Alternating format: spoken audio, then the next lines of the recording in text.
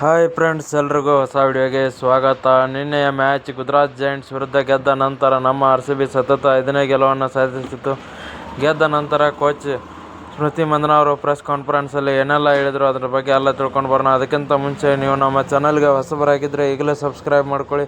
ಹಾಗೆ ಪಕ್ಕದಲ್ಲೇ ಇರೋ ಬೆಲ್ ಐಕನ್ ಮೇಲೆ ಆಲ್ ಅಂತ ಕ್ಲಿಕ್ ಮಾಡ್ಕೊಳ್ಳಿ. ನಾವು ಯಾವುದೇ ಹೊಸ ವಿಡಿಯೋ ಅಪ್ಲೋಡ್ ಮಾಡಿದರೂ ಮೊದಲು ನಿಮಗೆ ನೋಟಿಫಿಕೇಶನ್ ಬರುತ್ತೆ.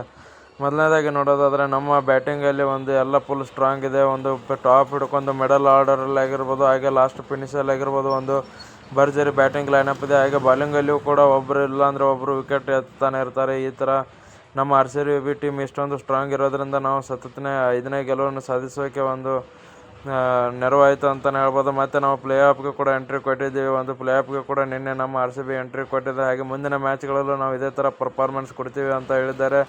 ಬಟ್ ಈ ಸಲನೂ ಕಪ್ ನಮ್ಮದೇ ಅಂತ ಹೇಳಿದ್ದಾರೆ ಸ್ಮೃತಿ ಮಂದಣ್ಣ ಅವರು. ಯಾಕಂದರೆ ನಮ್ಮ ಟೀಮ್ ಅಷ್ಟೊಂದು ಬಲಿಷ್ಠವಾಗಿದೆ ಅಂತಲೇ ಹೇಳ್ಬೋದು. ಮುಂದಿನ ಮ್ಯಾಚ್ ನೋಡೋಣ ಯಾವ ಥರ ಆಡ್ತಾರೆ ಅಂತ ಹೇಳಿ. ವಿಡಿಯೋ ಇಷ್ಟ ಆಗಿದ್ದರೆ ಲೈಕ್ ಮಾಡಿ, ಶೇರ್ ಮಾಡಿ, ಸಬ್ಸ್ಕ್ರೈಬ್ ಮಾಡ್ಕೊಳ್ಳಿ.